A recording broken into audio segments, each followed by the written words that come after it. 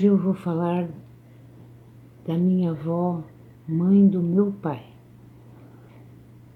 Eu faço isso a pedido da minha prima Márcia, que pediu para que eu fizesse isso, tá?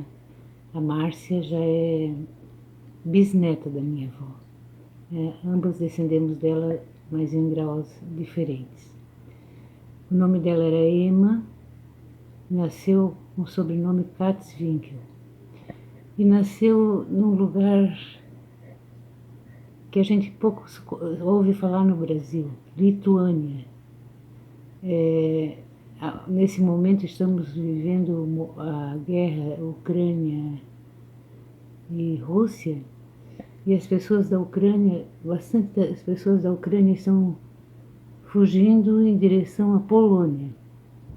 Então, se a gente olhar no mapa assim, Ucrânia, Polônia, o país seguinte ao norte é Lituânia.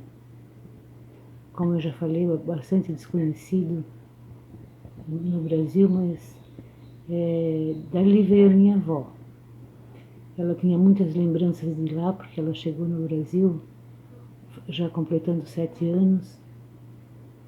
E eu escrevi essas lembranças, escrevi tudo que eu lembrei dos nossos contatos, das histórias dela, das coisas que eu ouvi dela ao longo da vida. E essas coisas saíram nesse livro chamado Crônicas de Natal e Histórias da Minha Avó, que tem essa capa tão bonita, né? E esse livro teve uma coisa interessante, depois que ele saiu, ele despertou o interesse de uma cineasta chamada Mara Sala, e ela fez um filme de cinema que foi muito premiado.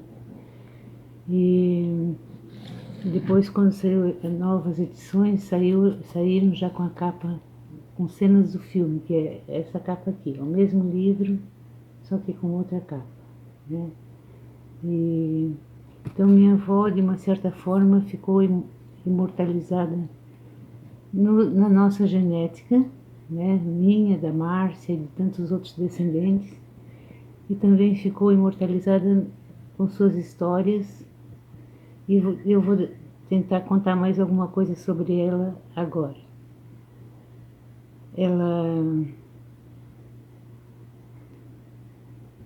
Ela era mais velha era uma única menina da família e tinha mais diversos meninos, irmãozinhos. Quando eles vêm para o Brasil, é ela e são mais 2 irmãozinhos e o pai e a mãe. E eles, claro que eles vieram porque eram muito pobres, porque quando as pessoas imigram assim radicalmente, né, sem possibilidade de voltar, é porque elas são muito pobres. Isso acontece ao longo do mundo até hoje, né? E eles vêm ajudar a continuar a colonização do Vale do Itajaí, em Santa Catarina, e vão viver muitas aventuras nisso aí. São levados para uma região bem agreste ainda na época, isso era 1880, 1890, nessa faixa aí, onde os índios Xoclengue estavam em pleno pé de guerra contra o invasor, né? O colonizador. E a minha avó e sua família viveram muitas coisas aí nesse momento, né? É um momento de tanta crueldade do invasor europeu contra os índios Xoclengue, que a colônia Blumenau vai parar no Tribunal de Haia, na Holanda, como genocida, né? Que é uma palavra que está bastante em voga nesse momento. Então, eram momentos assim muito difíceis e muito bravos, e meu bisavô e sua família passaram muitas dificuldades, mas o fato é que ela se criou, os meninos se criaram, nasceram mais meninos aqui no Brasil. E aí, a hora seguinte que eu sei dela, ela já não está mais lá na colônia, onde hoje é a usina Palmeiras, de Rio dos Cedros. Ela já está na colônia Blumenau, na cidade de Blumenau, nessa altura. E é namorada de um rapaz chamado Oscar Kliger. E a vida devia continuar muito difícil, porque os dois combinaram assim, que para casar eles iriam primeiro adquirir um patrimônio. Ele ficaria em Blumenau trabalhando para comprar uma terra, fazer uma casa, e ela iria para... Ela conseguiu um emprego junto ao cônsul da Inglaterra em Santos, e foi para lá. E por 6 anos os dois não se viram. Ela foi com 20 e voltou com 26. Eu fico pensando que deve ter trocado cartas, porque era o que havia na época, né? Para as novas gerações, assim, pode parecer que esse tempo não existiu, mas eu me lembro do tempo que a comunicação era por cartas. E não tinha telefone, não tinha internet, não tinha nada disso que se conhece hoje. Então, lá em Santos, ela era tipo uma governanta da casa do cônsul. Essa foto bonita que apareceu lá no começo, e que vai aparecer agora, é ela, entre 20 e 26 anos, trabalhando em Santos. Nessa casa foi oferecida a ela a oportunidade de aprender inglês ou português, e ela decidiu aprender português, se bem que nunca dominou o português como sua própria língua. Ela dizia coisas engraçadas que nós, crianças, rimos muito. Ela dizia: ah, caiu a vidraça no chão, quando a vidraça era uma garrafa, né? E então a palavra glass do alemão, que significa diversas coisas, significa vidro da janela, vidro da garrafa, vidro da louça. Ela passou para o português como vidraça. Então era a vidraça de botar a sobremesa, a vidraça da janela e a vidraça da garrafa e assim por diante. Mas um dia ela voltou vitoriosa, né? E trouxe todo o enxoval que uma moça precisava para casar naquele tempo, uma máquina de costura e mais 150 mil réis. Que isso foi em 1900 e um pouquinho, porque ela, na enchente de 1911, ela já tem 2 bebês, já está casada há algum tempo, né? Então ela e o Kliger se casaram. E foram felizes do jeito deles, eram agricultores fortes, né? Começaram a vida com segurança. E a casa deles, a terra deles era na Garcia, em Blumenau, não muito longe do batalhão do 23BI, que tinha outro nome na época. E a casa, a terra deles fazia limite com a terra do Zendron, o Zendron que dá origem à Rua Antônio Zendron.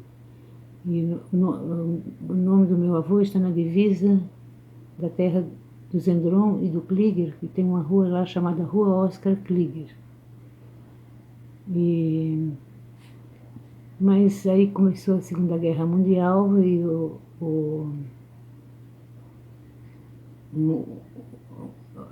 veio a ordem de não se falar mais outra língua, né? A nacionalização do Vale do Itajaí, feita por Getúlio Vargas.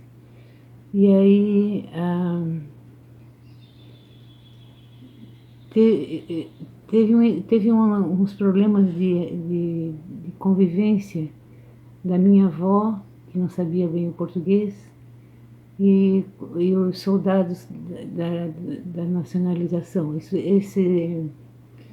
Esses fatos eles foram estudados já na tese de doutorado da Marlene de Favery, e também a gente pode saber deles no filme da Katia Klok. Isso também, se vocês quiserem, eu posso contar mais a respeito. Eu sei que eles não foram, não ficou, a situação de vizinhança do exército brasileiro não ficou pior, porque nesse momento meu pai, que era um mocinho, servia o exército, e quando meu avô e a minha avó foram chamados no batalhão para dar satisfação do que acontecia, o meu pai, que falava português, e que era soldado do batalhão, ficou como intérprete, e as coisas saíram menos... Resumindo, eles tiveram que sair dali. Eles venderam as terras na Garcia e foram morar na cidade de Lontras, que é uma cidade que até hoje é bastante pequena, perto do Rio do Sul, onde existe uma grande descendência da minha avó hoje, né? Na verdade, os descendentes estão espalhados por diversos continentes hoje, né? Uma menina que chega no Brasil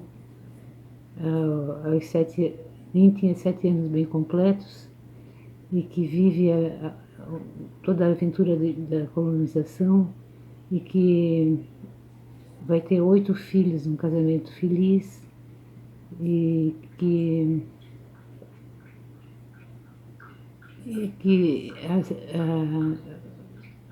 no final tem que sair da cidade onde se criou, né, viveu a maior parte da sua vida, para ir morar em Londres. E lá eles moraram até chegar o momento que era o que se fazia naquela época. Não existia aposentadoria e INSS, essas coisas, para alguém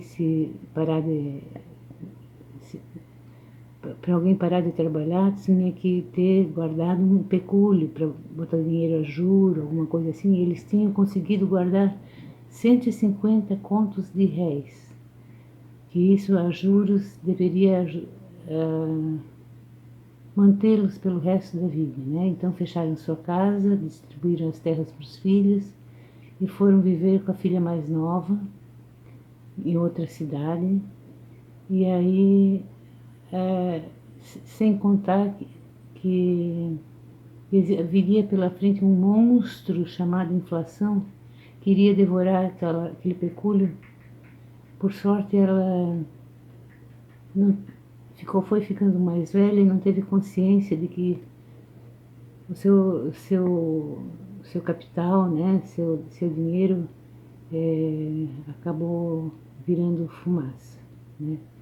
Tenho muitas coisas mais para contar sobre minha avó, e se alguém quiser, se manifeste, que eu volto ao assunto, né?